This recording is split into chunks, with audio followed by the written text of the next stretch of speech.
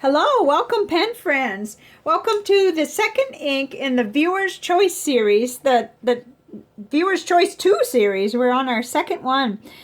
Today's ink is J. Arbonne Stormy Grey. It's a shimmer ink and it's very unique, and I can't wait to dive right in. So let's get it into the water, speaking of such, and we'll see how that does. I have a feeling it's going to remain pretty stable, but who knows. Here is the last ink. This was Birmingham Fred Rogers Cardigan Red, and it did behave just like a typical regular fountain pen ink. It disappeared in the water test, so there's that. It's funny, I could see it blur kind of upward there, but we'll let that do its thing and we'll get right into the journals. The first one is the Rhodia Gold Book, which is my favorite. Oh my goodness, I'm moving right along in it too. My favorite for ink journaling. And here we are. So here it is over here, and I'm hoping, yeah, I've got a little bit of light today that'll kind of show the shimmer a little bit. And then here it is on Tomoya River paper. I can see that shine just by holding it here. It's got a gold shimmer in it. It's got little particles in it. It's just beautiful, but it also has some really nice shading properties. So this is an exciting ink. I like it. I saw that it was available at excuse me, Goulet Pens, a 2 ml sample for $2, 50 ml bottle for $28. I know it's available a lot of other places, but that one came up among the ones that I order from, so I put it there. And all of this part was with a broad nib, a broad Yowo nib. And then down here is the medium Goulet nib. So I really liked how it retained a nice darkness when I moved into that nib. Well, I've got it in both pens still. So this is the third day. And actually I took the pen over to write with it for my journaling last night. I really enjoyed how it looks in the medium nib too. So let's get into another notebook. Let's go right into the Cafe Note by Nanami Paper Company. It's got Tomoya River paper. And I've got it, this is yesterday's entry. I haven't done today's yet. So on this side, it's with the broad nib. And on this side, it's with the medium nib. And I did notice that I needed to be careful because I smeared it a little bit up here. And, you know, it needs time to dry. It's a thick ink.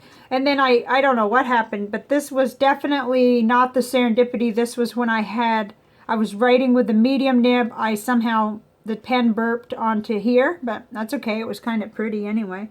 It did a little shimmery stuff. Doing a little bit better today. Did not have those cramps last night, but the Wednesday night was a disaster. So anyway, I'm looking at yesterday was my day 100 on intermittent fasting and low carb, and so yay, go me. So there's that. And then here's the little notebook that came in another ink flight in the past with beautiful paper, and I really liked it on here. This I did with a paintbrush, of course, and you could see that, I hope you can, the gold sheen. I probably will depend on your device or whether you're on a computer or a cell phone or, you know, what you have for a screen. But the writing is all done with that Moonman Mini glass nib. I'm really crazy about that little pen. It's fun. And so that today is the last day of the Give Inky Thanks. And, you know, I was spotty with it, I have to admit. I write in my other gratitude journal every day, but if it's not over there with me, you know, sometimes I don't quite get to it in this book. So that's how it rolled. Okay, let's get into the papers. Here it is on Tomoya River paper. And the thing I noticed was the shading. And I'm just hoping you'll be able to see some of it. It did so with both nibs, but it's probably a little more pronounced with the broad nib. And I just really liked how it looked in that. And yet it retains its nice darkness, and it's a dark gray. It's just really pretty. I liked it on everything, really. I don't remember a paper that I didn't like it on. Here's the Leuchtturm 1917 dot grid. I'm trying to get it up there so you can really see it. I like everything on this paper. Everything that doesn't bleed through, and we didn't have any bleed through at all, so that was good. Okay, and then on Rhodia Dot Grid 80 gram paper, it looks real nice. And this is a very smooth ink, despite being, you know, a shimmer ink. It really acts good. In both of those pens, but I'll tell you honestly, with the medium goulet nib, I just distinctly remember that I liked the shimmer inks in my Lamy with the medium or a broad nib a little bit better, and I don't know why, but that's just a side note from me, is that I was sorry that all my Lamys are inked up, or I would have probably switched, because I really like how it looks, how it acts and flows out of the Lamy nibs too. So here's the Clairefontaine 90 gram French ruled that we've moved into, and I see a lot of shading on there. Shading is something I really love, but it's kind of toward the beginning of the letters. Sometimes you can really see it, and I like that. But I wasn't unhappy with it in the medium nib. It looked good too. So, okay, here's the last one, Office Depot College ruled paper. And it looked just fine. I forgot to check whether that bled through. I don't think it did, but let's check. Nope, no bleed through. Heavy shadowing, maybe because it's a dark ink, but it looked good, I thought.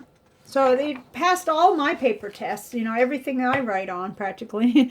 Okay, let's go ahead. Well, let's peek in on it. See, that really does retain a lot of its self. You can definitely read that.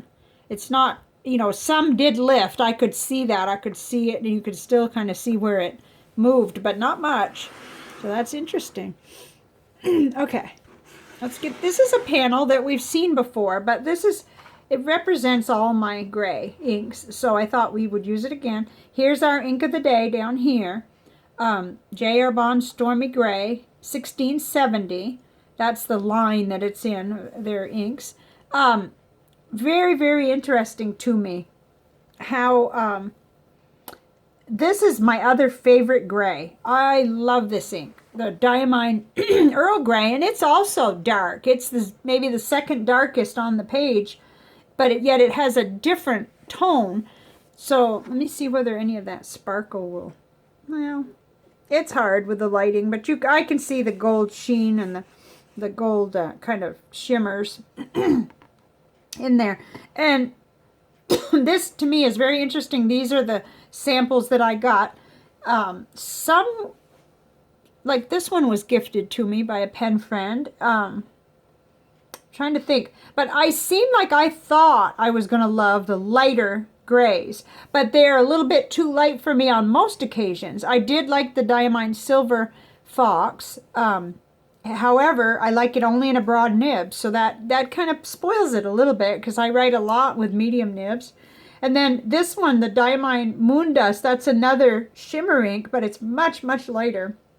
I was thinking you could use it, though, in conjunction with a darker gray if you wanted to make little outlines and highlights and stuff.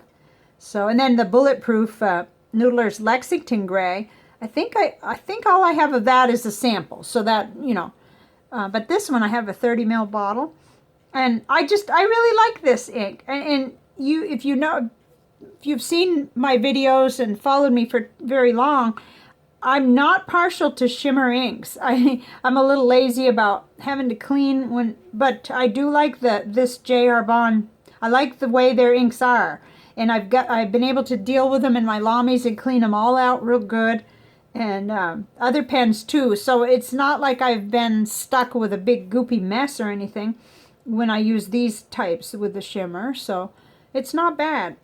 Anyway, I really like this. Okay, let's go ahead and see what it did when I tried Nick Stewart's little technique there. This is just really something. I'm hoping you can see all that gold that comes out. You know, it kind of, after it dries, you can really, really, really see that. And when I first saw this, I thought, I didn't like it. I thought it really wasn't all that, you know, pretty, but then it started to dry, and I can see the yellow kind of, and the contrasty lighter gray, and the black in there, and the dark gray. It has a lot going on. So this was fun. And this I did on the little one, and then I'm going to show you, it came out totally different on the visual journal. So let's look at that. On the visual journal, it's sort of lost, and I splattered all over, so that's going to be fun when I get down there. But it kind of, it's pretty, but it did a totally different number. I can actually see blue. I don't know if you can or not. Kind of a light blue or purpley coming out in the sky. So it acted totally different. There must have been more water on the page. I would just assume that. I'm pretty sure. But it looks wild what's happening, you know, with it. It sort of appears to be the sky and then either water or, you know, a foreground here. So, but it amazes me how different they are. Down below, I had a lot more of the gold come out. So that was fun. It's always a lot of fun. It just does what it wants to do, basically. But anyway, so I thought I'd show you that. Okay, so this ink was really, really fun. Let's see. I liked how it looked on here better even. And next, the next ink profile is going to be Monteverde Yosemite Green. And we've seen a lot of this because it's shown up on our panels when we were comparing with the other greens that we were doing. Same thing with KWZ Green number 5, which will be our finishing ink, our final one in this 8 series.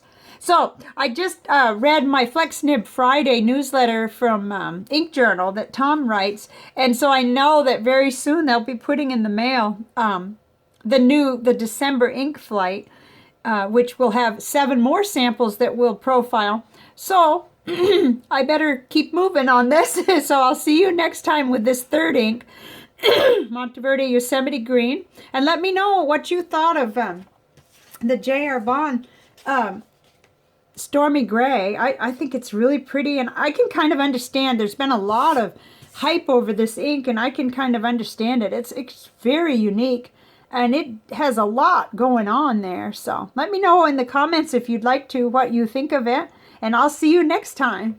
Bye for now.